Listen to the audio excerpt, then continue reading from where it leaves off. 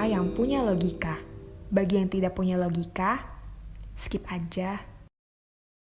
3 petugas polisi yang menembak para anggota Laskar FPI Desember lalu sekarang sedang menjalani proses penyidikan.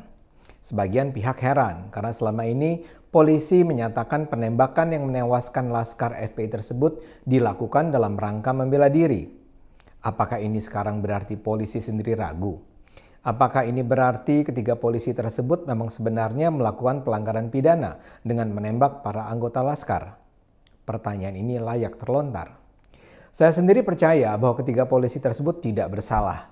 Namun kesimpulan harus dicapai dengan cara yang transparan dan bertanggung jawab.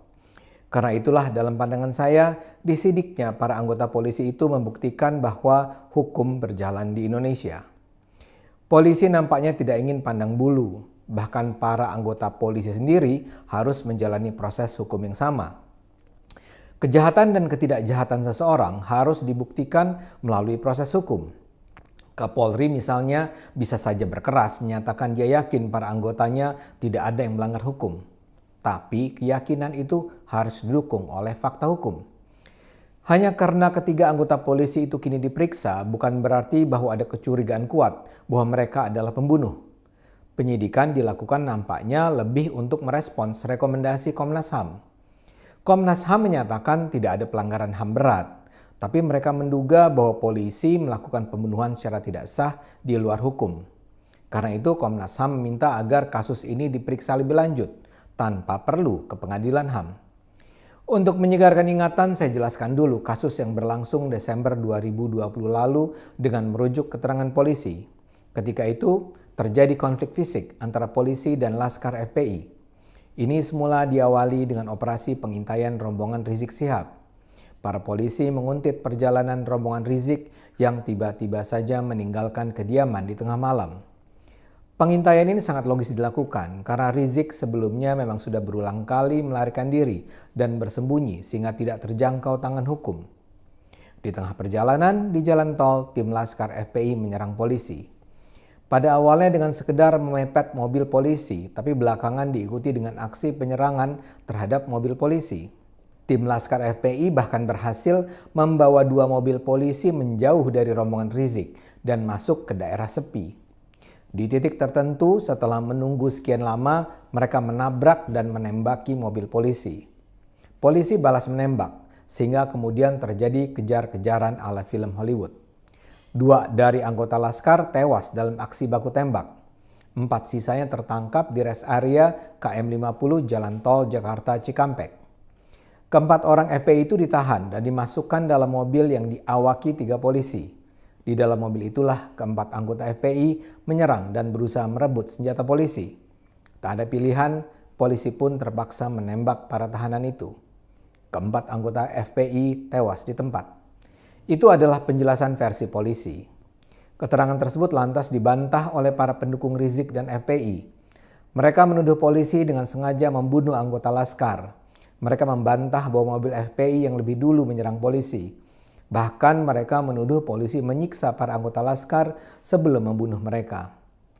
Juru bicara FPI Munarman menyatakan anggota FPI tidak pernah membawa senjata api. Komnas HAM kemudian turun tangan terlibat dalam proses verifikasi. Komnas HAM menemukan bahwa keterangan polisi yang benar. Mereka menyimpulkan para anggota FPI itu memang sengaja menyerang tim polisi, termasuk dengan menembak dengan senjata api. Mereka tidak menemukan indikasi adanya penyiksaan terhadap para anggota Laskar FPI. Komnas HAM memang menduga adanya tindakan pembunuhan di luar hukum terkait penembakan terhadap 4 tahanan. Namun mereka menyatakan untuk memastikan apakah benar telah terjadi pelanggaran hukum harus ada proses hukum yang adil. Sementara itu, kubu pecinta Rizik dan FPI terus berkukuh menyebarkan narasi bahwa polisi menzalimi para anggota FPI. Mereka menggambarkan ke-6 anggota FPI yang tewas itu mati syahid dalam menegakkan jihad. Sejumlah tokoh membentuk tim pengawal peristiwa pembunuhan TP36 Laskar FPI.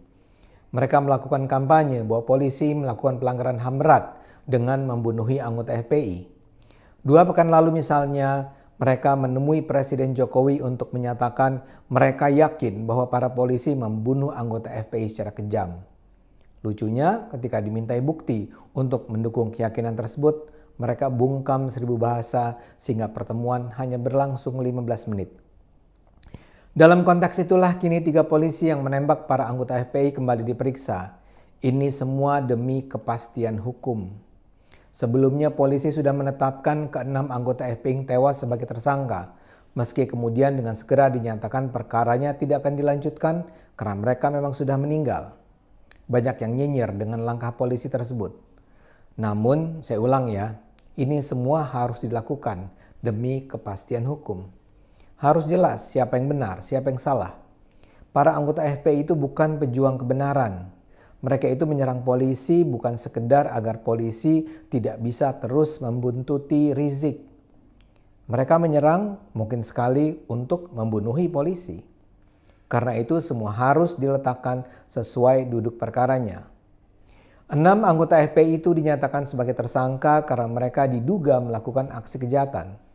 Begitu pula pemeriksaan 3 polisi ini. Harus dipastikan secara hukum apakah tindakan mereka dibenarkan atau tidak secara hukum. Abdullah Hehamahua menantang polisi untuk bersumpah mubahalah. Namun, sumpah mubahalah tidak dikenal dalam hukum. Yang terpenting ada pemeriksaan secara bertanggung jawab yang prosesnya berada di bawah pengawasan publik. Ketiga anggota polisi itu harus menjelaskan apa yang sebenarnya terjadi. Dan pihak-pihak yang berkepentingan bisa menilai validitas jawaban polisi tersebut.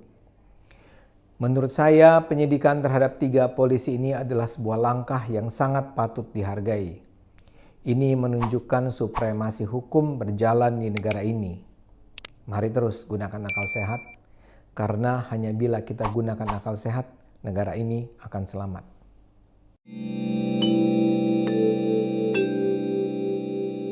Video ini hanya untuk mereka yang punya logika. Bagi yang tidak punya logika, skip aja.